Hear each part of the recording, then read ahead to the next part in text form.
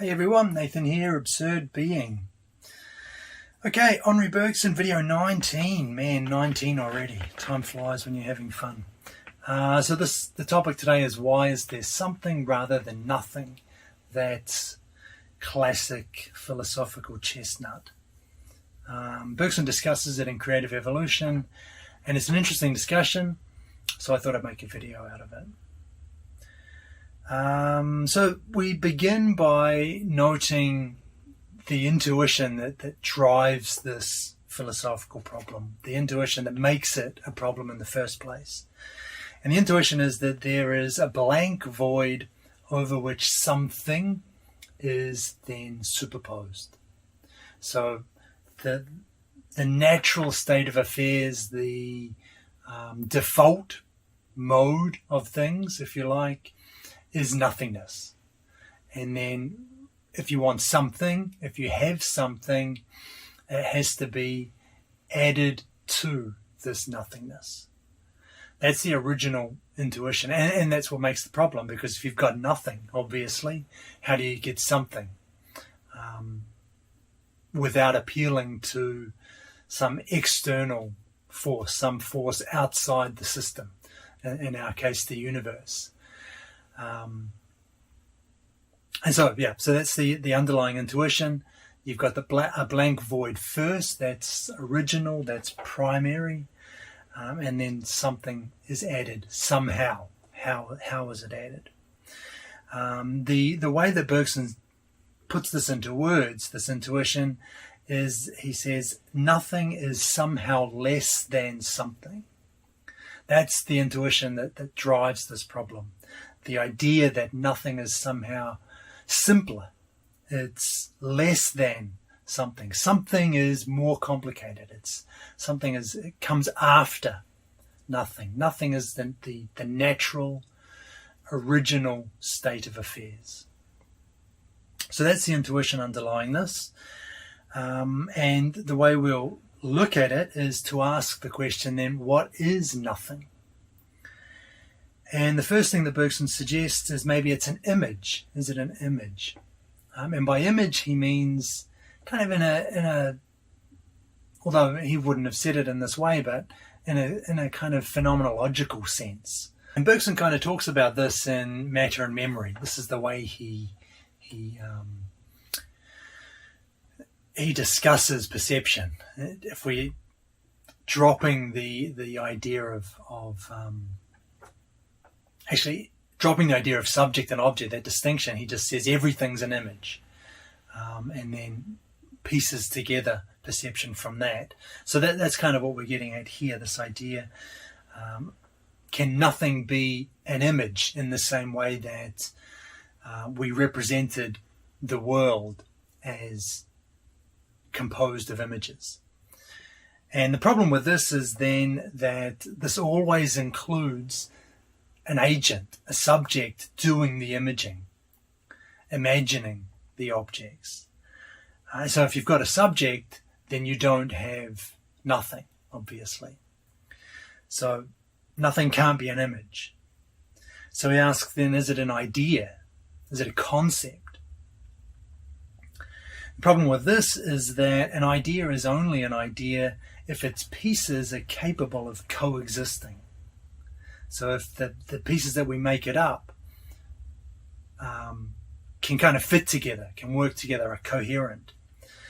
So the idea of a square circle, for instance, it's not a genuine idea because square and circle just don't fit together. They don't match. They don't work together at all. They're not coherent. So it's not a genuine idea. And if we think about nothing, what are the components of nothing, of nothingness? And Bergson says it's reduced to a mere word if the elements that we bring together to compose it are driven away as fast as we assemble them. So nothing is nothingness. So if anything that we try and kind of use conceptually to piece together this idea, as soon as we bring them in, we have to discard them, because nothingness is nothing. Everything that we try and incorporate into this idea is obviously something. So nothing cannot be a genuine idea. So then he asks, what about, can we just imagine annihilating an object? The annihilation of an object. And we can imagine two ways that this could take place. We could imagine annihilating an object externally, so an object out there, or we can imagine annihilating a representation of an object, for example, internally. And the problem with this is that there's no meaningful sense of talking of an absence. And that's what an annihilation is. If we imagine something annihilated, if I imagine the table which is out there not existing, being annihilated, I can do that, but the table's absence only makes sense for a being who remembers that there was something there originally. Otherwise, you've just got whatever's there now, perhaps empty space or molecules of air or whatever, right? Whatever is there now, maybe it's a chair. A chair is there instead of the table. But to talk of the table's absence only makes sense for a being who can remember its absence. The annihilation or the absence of the table itself doesn't mean anything. And it's the same, obviously, with anything, with an internal, if we try and represent nothing through an internal annihilation, we get the same problem. So then he says, can we think of an object as non-existent? So instead of like annihilating an object to get our nothingness, can we just think of the object as not existing, as nothing, no thing? So if we compare then an object existing with the same object non-existent, what's the difference? And Bergson says there is no difference. You haven't done anything. You haven't added anything. You haven't changed anything by saying either the object exists or the object doesn't exist. And he invokes Kant for this one, because Kant said existence doesn't add anything to the object. Existence isn't a genuine predicate. So if we take that table, if I say the table is or the table exists, I'm not saying anything more than if I just say the table, right? To just say the table is already to bring the idea of the table out. It's already to raise the spectre of the table, if you like.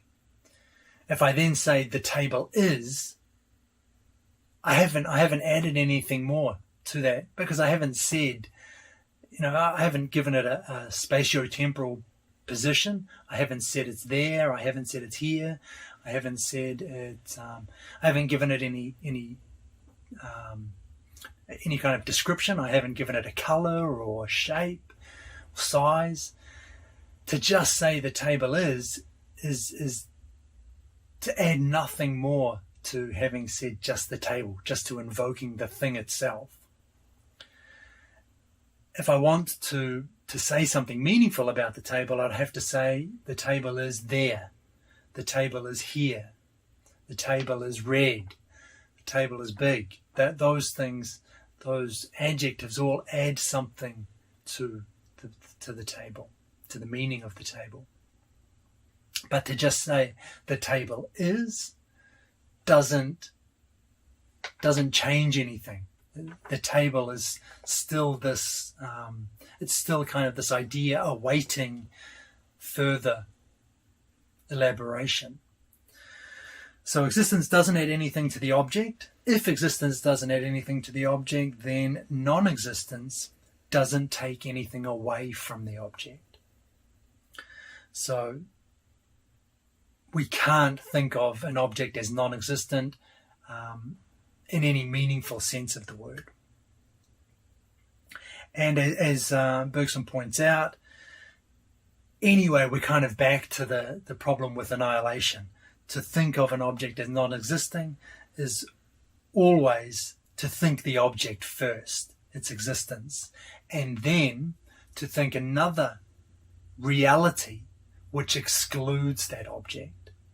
So we're always dealing with positive things here. We're always dealing with stuff, with things. There's no sense in which we're ever genuinely thinking or talking about nothing. And this leads to a key insight here. So this means that however strange our assertion may seem, there is more and not less in the idea of an object conceived as not existing than in the idea of the same object conceived as existing. For the idea of the object not existing is necessarily the idea of the object existing with, in addition, the representation of an exclusion of this object by the actual reality taken in block. So that's a really important point. There's more in the idea of non-existence, of nothing, than there is in the idea of something. To think nothing, to think non-existence is to take an extra step. We usually think, right, nothing is first, and then you take an extra step by adding something. But Bergson's reversing that and saying, actually, nothing is the simpler idea here. That's a terrible slip. Something is the simpler idea. Nothing is posterior to that. Nothing is after you've got the something, then you can imagine that thing doesn't exist. Then you can imagine the idea of nothing. But before that, the simpler, the more originary of the two is the something. As strange as that may sound, in order to get to nothing, we have to do more mental work. We have to invoke something first and then take it away. And so, contrary to our intuition, and to the intuition which drove that question, there's more in the idea of nothing than there is in the idea of something. And that this applies not just when we're thinking about an individual thing, an individual object, but it applies in general as well. So it applies directly to the question that we're discussing. Why is there something rather than nothing? Because nothing is just an object not existing, just raised to the level of everything. And the same with something. It's an object just raised to the level of all objects. So this applies directly to the question, and means that the underlying intuition which made the question a problem, which made that philosophical chestnut, why is there something rather than nothing, which made it an issue we had to work through, we're questioning that intuition now. But anyway, Bergson keeps going. What about negation? What if we just add not? What if we negate the thing? Does that get us to a genuine sense of nothingness? And there are two problems that he raises with this. The first is that while affirmation is a judgment on an object, negation is a judgment on a judgment. And therefore, being a judgment on a judgment, it's still an affirmation. So even though it has the appearance of a negation, or even though it is a negation, the negation in itself doesn't do anything. Its force is as a positive affirmation of something. So the example that Bergson gives is the proposition, the table is black. Okay, it's an affirmation. It tells us something positive about the table, its colour, versus the table is not white. So that's our negation. But Bergson's point here is that this actually cashes out as an affirmation. It just doesn't affirm anything about the table.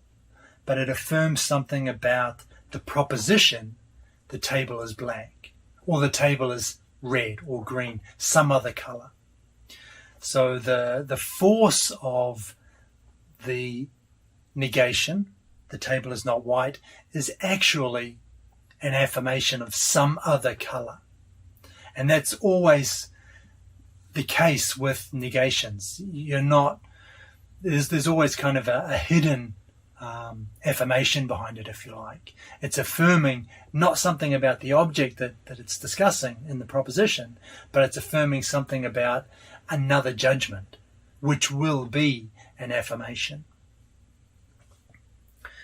And this connects really with the second problem, which is that negation is only half of an intellectual act. So to say that the table is not white is really just an invitation to make a new judgment, a judgment which will then be an affirmation, but in the sense that the table is not white is an invitation to make a new judgment. It's an affirmation again. It's a request in this case. That's its function. That's what the negation kind of ends up being.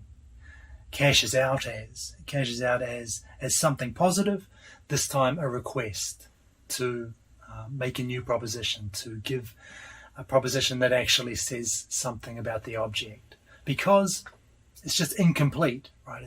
To say that the table is not white is on its own is an incomplete proposition.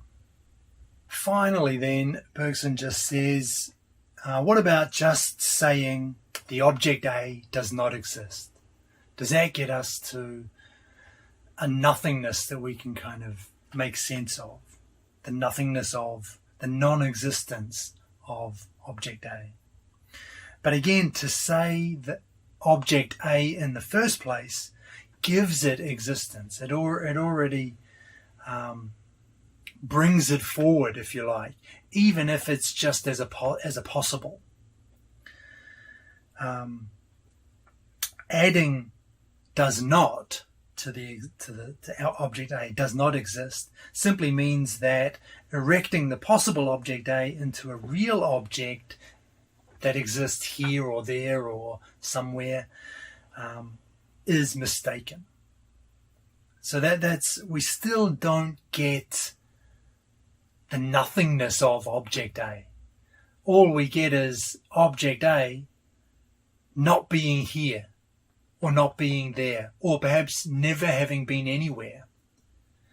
But instead of object A, but we're just ignoring what might or what will have been there instead of object A. We're never actually locking in on this idea of nothing, that the idea that if object A is not there, then there's this void, this blank void of nothingness, which we're trying to get a hold of here, and which we need to make the problem, why is there something rather than nothing, make sense, make it coherent. So like I said, the object A does not exist.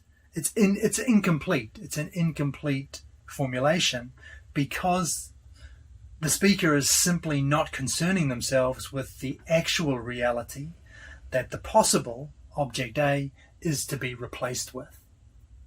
But there will be some kind of actual reality there. Either way, we haven't grasped nothingness. There's no sense in which we're able to bring this idea of nothing into a meaningful context, to talk about it in any meaningful, coherent way. And so the conclusion of this passage, this section, is that we always and only ever talk of concrete presences, not absences. Facts following facts, states succeeding states. There's the idea of nothing as a metaphysical proposition is meaningless. So we can say then, if we bring this back to the original question, why is there something rather than nothing? The question, why does something exist? Why is there something rather than nothing? It's a pseudo problem about a pseudo idea. So we don't have to answer the question, because it's not a real question. It's not a genuine question. It's not a question that means anything. It seems like it does. And when we hear it, it feels like we can get a sense of, there should be an explanation for this. Why is there something rather than nothing? But that's because we haven't thought about this idea of nothing carefully enough. Nothing is, like Bergson says, it's a pseudo idea. And you can't have a pseudo idea in a statement, in a question, and expect to get a genuine answer. It's not a real idea. It's a mere word. It doesn't refer to anything. There's no metaphysical reality behind it. So it's a question that doesn't have an answer, but it doesn't need an answer. It seems like an intractable problem, but it is only so to our intellect, to our intellects which have erected a concept, nothing, into a reality. A concept that we can imagine. We can imagine nothing.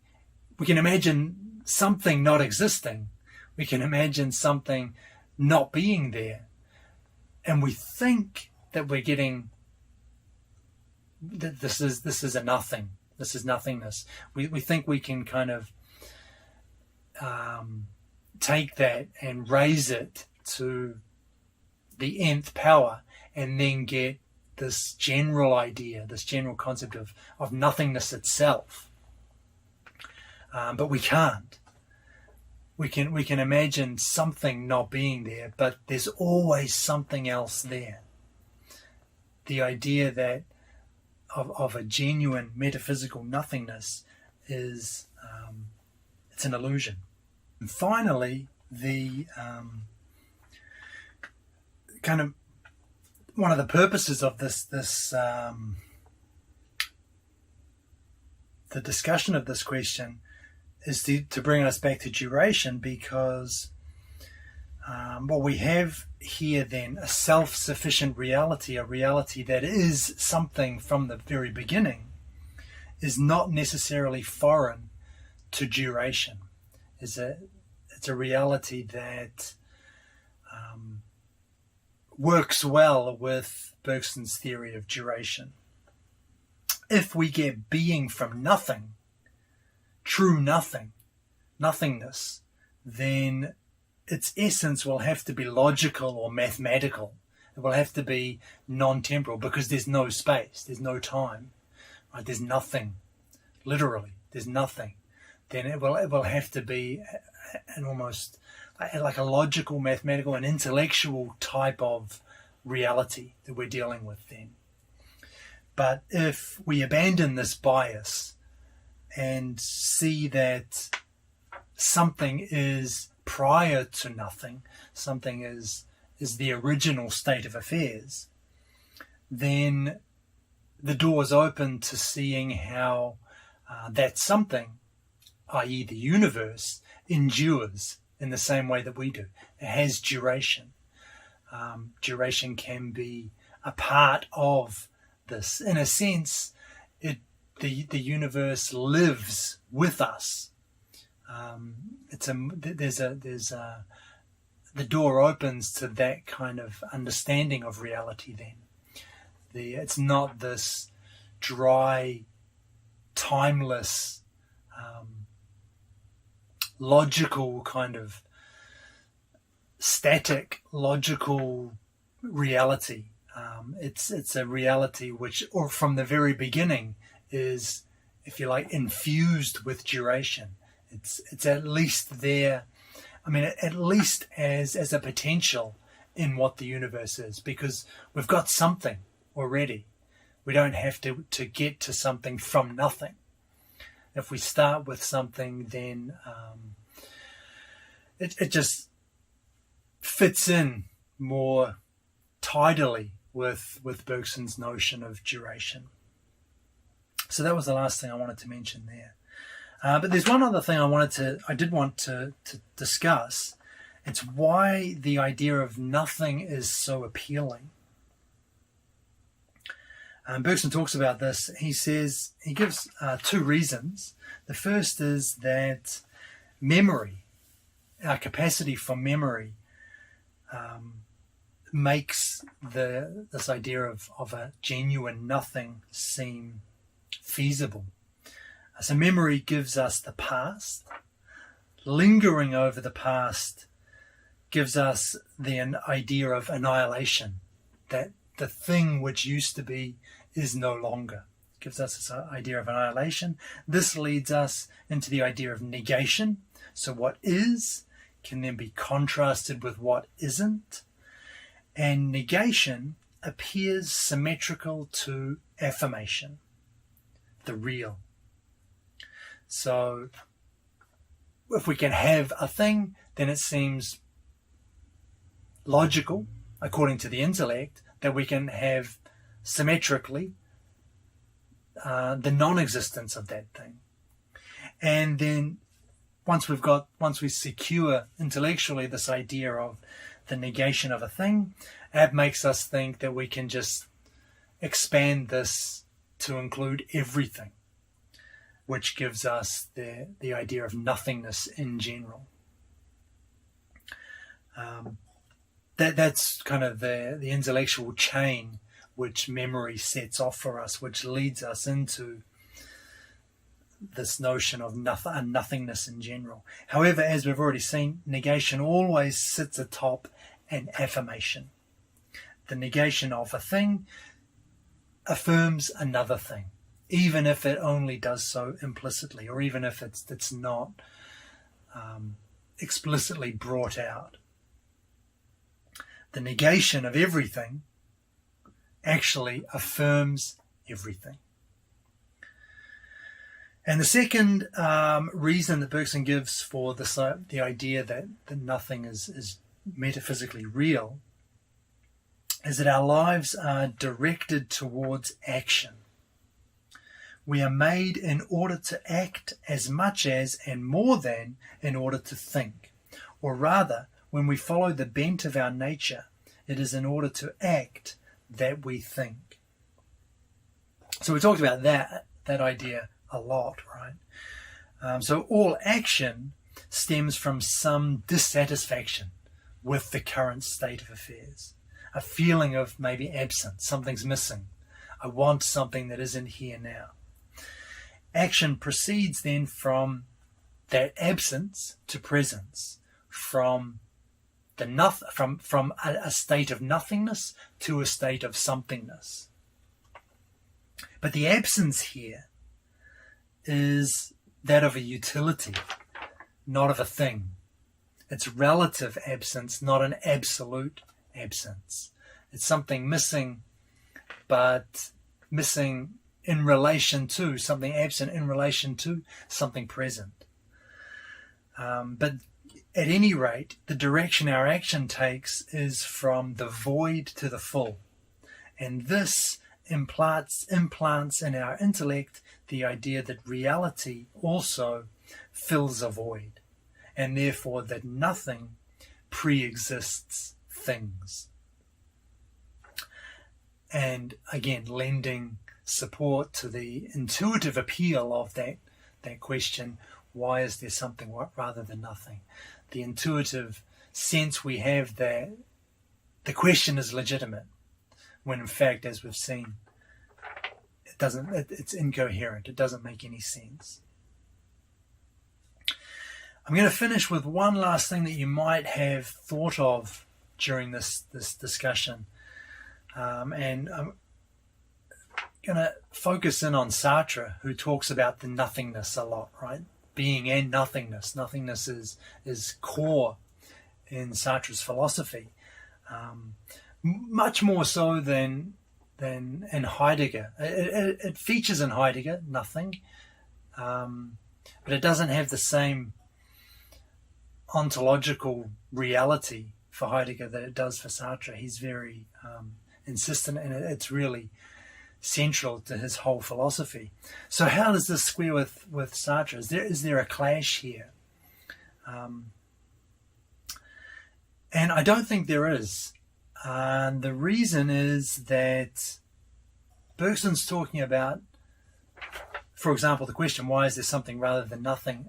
It's a metaphysical discussion. And ultimately, that's what Bergson's concerned with. He's concerned with metaphysics. He's concerned with the whole, the totality, rather than the parts that make it up. He wants to understand the universe as a totality, he wants to understand all of the things. He wants to understand the matter, the atoms. How does this all come about? Sartre's project, on the other hand, is explicitly, and he states this, it's not metaphysical. He's doing ontology through phenomenology. So he's doing ontology. He's concerned with being rather than metaphysical reality. And being, although I think ontology can also be used as a synonym for metaphysics sometimes, when you're dealing with the phenomenologists in particular, Heidegger, Sartre, Merleau-Ponty, when they use the word being, when they use the word ontology, they're really not talking about metaphysics. They're not talking about any kind of metaphysical reality. They're talking about kind of experience, human experience, lived experience. What are, Heidegger, what's the being of the thing? What makes the thing what it is? What gives the thing its thingliness? And that is not a metaphysical question. And so it's the same with Sartre's idea of nothingness. He's not saying nothing's out there in the same sense that something is. He's not pitting nothingness and being nothingness and being as two kind of metaphysical realities. They are an ontological framework, if you like. It's how we make sense, how human experience structures the world. There is no world, there is no being without consciousness. And all consciousness is this infusion of negation, because we're able to imagine negation. We're able to imagine nothing, the situation in which nothingness holds. We're able to imagine absence. But again, not as a metaphysical reality. And Sartre would never say that. But that's what Bergson's dealing with. Bergson's interested in metaphysics. Sartre is interested in ontology. So when the classic example is when Sartre talks about Pierre going into the cafe, looking around for Pierre and not finding him. We don't see Pierre's absence in any particular place. It's not over there. There's Pierre's absence. He's not here. Rather, his absence haunts the whole cafe. It pervades the whole cafe.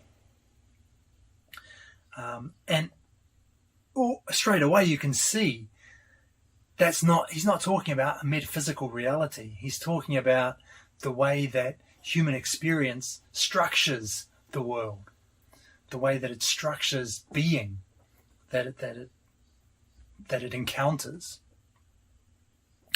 And so I think there's no clash between Sartre and his acceptance of and dependence on nothingness and Bergson's rejection of the nothing, because they're talking about completely different realms. Incidentally, that's one of the reasons why I always go into bat for Sartre, especially when people criticize him, I guess there are two ways that you can misread Sartre. One is to think he's like Descartes. It's just Descartes with a few alterations. The cleaving up of reality into two, subject and object, being and nothingness. Nothing like Descartes. It's a complete. He's not doing metaphysics. He's not talking about substance. He's talking about lived human experience, and yeah, his subject and object is nothing like the substantial subject and object of philosophy prior to him.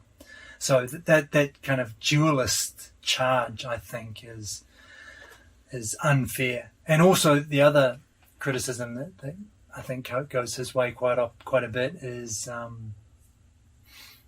that, a lot of what he says, it's almost incoherent. Nothingness annihilates, and he talks about non-being kind of being coiled at the heart of being like a worm. It's there's lots of these kinds of really difficult to get your head around concepts, and then we try and take those and apply them to reality, to concrete reality, almost in a physical sense, and then we come up short and think, oh, this guy's just word salad. He's not making any sense.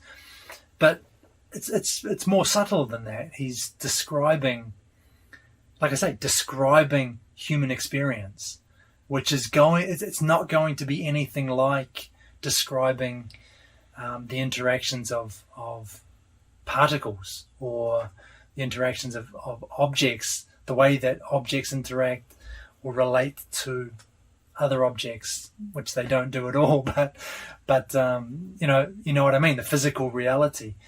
There's consciousness really does inject something different into the physical world, and so that's what Sartre, with his idea of consciousness as non-being, as nothingness, is trying to explicate. And in a sense, it is a metaphor, but and he's not trying to give a metaphysical description, though. He's trying to simply account for human experience, and the idea of nothingness in that sense is extremely powerful, and I think really well worked out in Sartre. So anyway, I always like to go to bat for him, but that's why, because he's doing ontology. He has a phenomenological approach. He's not doing metaphysics. Okay, summary. So why is there something rather than nothing? The intuition is that nothing is less than something. That's the intuition that drives the question, that makes the question a problem. And so that's where we have to look. So we looked at nothing, this idea of the nothing, and saw that it didn't really work as an image, as an idea, as the annihilation of something, as non-existence, or as negation.